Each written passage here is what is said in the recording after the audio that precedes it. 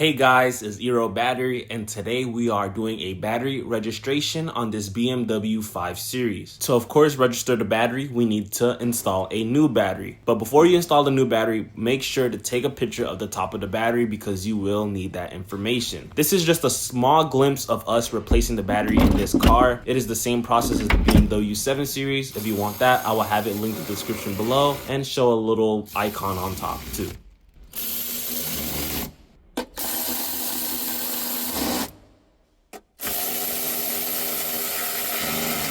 Once you have taken a picture of the battery's information and installed the new battery, we will start up the car, see how it runs.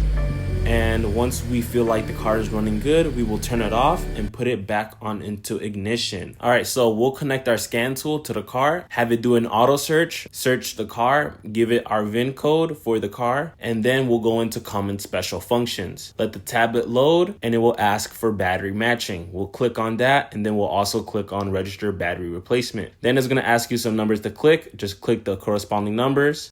So here we put battery registration.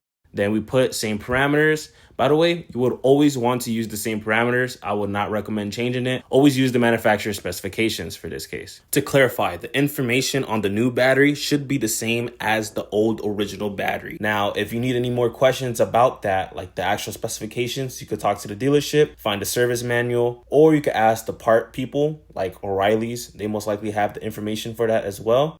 And if for some reason you have a battery installed in that car that is different from the manufacturer specifications, you will have to change that information on the scan tool. All right, once we do that, let the tablet load, click continue for all the following questions. It will ask for the time and whatnot. Click continue. It would automatically do that with the Wi-Fi connection you have it connected. Just know the process will be different depending on what tool you have. If you have a Snap-on, an Autel, this one is for the ThinkScan 689BT. So if you have any other scan tool, I'm sorry, this will be a little bit different, but it should be somewhat similar. Thanks for watching. If you find this video informative, please like. If you have any questions, comment them down below because we would love to help you guys out.